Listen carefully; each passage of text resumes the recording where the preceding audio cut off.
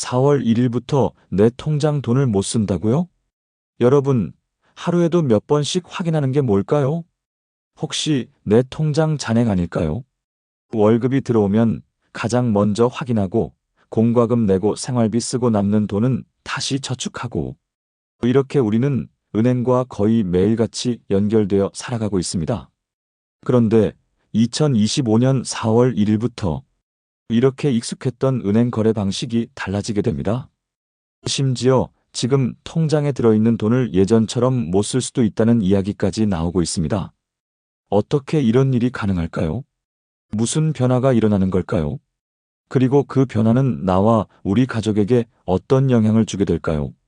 오늘 영상에서는 앞으로 3개월 동안 시범적으로 시행되는 디지털 화폐 시스템, 그리고 그 안에 담긴 예금 토큰이라는 새로운 개념, 더 나아가 예금자 보호법까지 달라지는 이 흐름을 아주 쉽게 설명드리겠습니다. 영상 끝까지 보시면 지금 내가 가진 계좌가 안전한지, 앞으로 어떤 방식으로 돈을 쓰게 될지, 그리고 지금 해야 할 준비가 무엇인지 감이 오실 겁니다. 자, 그럼 본격적으로 시작해 보겠습니다. 1부. 예금자 보호법의 변화. 은행에 돈을 넣어두는 이유는 간단합니다. 집에 현금을 쌓아두면 불안하니까, 그리고 필요할 때 언제든 찾아서 쓸 수 있으니까요. 하지만 혹시 이런 생각 해보신 적 있으신가요? 만약 내가 거래하는 은행이 문을 닫게 된다면 내 돈은 어떻게 될까? 이럴 때 적용되는 게 바로 예금자 보호법입니다. 그동안은 예금자가 최대 5천만 원까지 보호를 받을 수 있었습니다. 하지만 올해부터는 이 금액이 2배로 늘어나 최대 1억 원까지 보호받을 수 있게 됐습니다. 단, 여기에는 중요한 조건이 있습니다. 모든 예금이 다 보호되는 게 아니라 예금자 보호법이 적용되는 상품에만 해당된다는 점. 또한 은행별로 각각 1억 원까지 보호받을 수 있습니다. 예를 들어 하나은행 1억 원, 우리은행 1억 원 이렇게 각각 따로 보호가 된다는 거죠.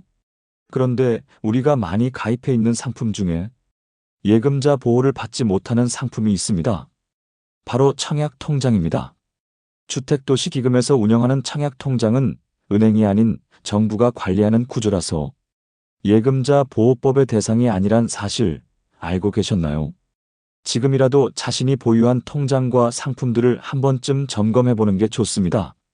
내 돈이 정말 안전하게 보호받고 있는지, 언제든지 꺼내 쓸 수 있는 상태인지 꼭 확인해 보시기 바랍니다. 2부. 디지털 화폐, 예금 토큰의 정체. 이제 진짜 중요한 이야기를 해보겠습니다. 4월 1일부터 은행 거래의 방식 자체가 바뀝니다. 바로 디지털 화폐, 그리고 예금 토큰이라는 개념이 도입되기 때문입니다. 한국은행은 이번에 실험적으로 디지털 화폐를 발행합니다. 그런데 기존의 암호화폐와는 전혀 다릅니다. 이건 정부가 직접 발행하고 은행이 관리하는 공식적인 디지털 자산입니다. 이 화폐의 이름은 예금 토큰입니다. 기존 통장에 있던 현금을 디지털화해서 전자지갑이라는 공간에 담아 쓰는 방식입니다. 쉽게 말해서 통장을 스마트폰 속에 옮겨 놓는다고 생각하시면 됩니다. 이 실험에는 국내 7개 은행이 참여합니다.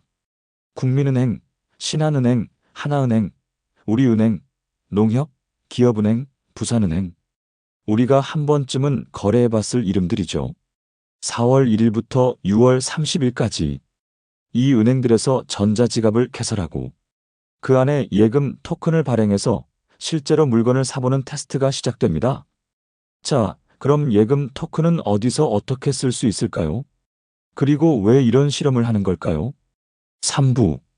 예금 토큰, 누가 어떻게 쓸 수 있을까?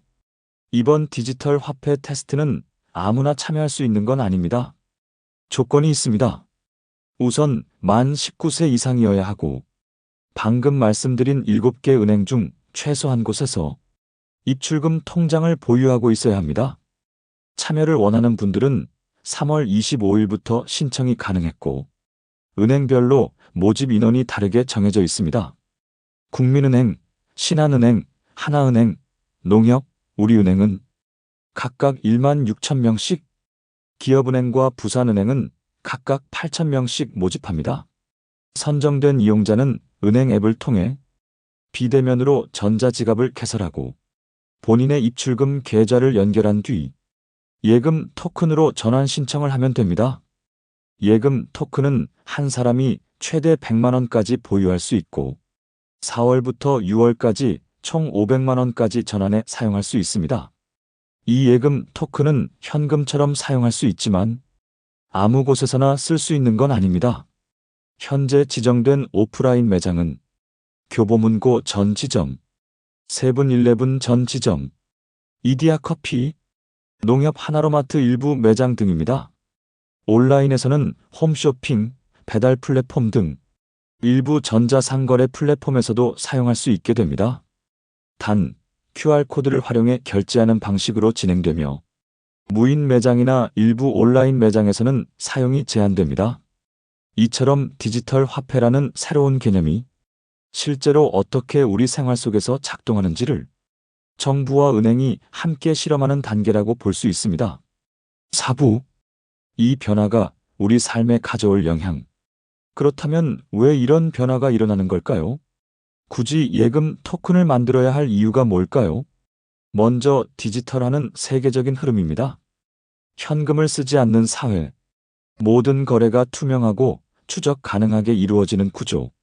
정부 입장에서는 금융 범죄를 줄이고 불법 자금 흐름을 막을 수 있다는 장점이 있습니다. 소비자 입장에서도 간편 결제 시스템이 더 발전하고 현금 없이도 생활이 가능해지는 편리함을 얻게 됩니다.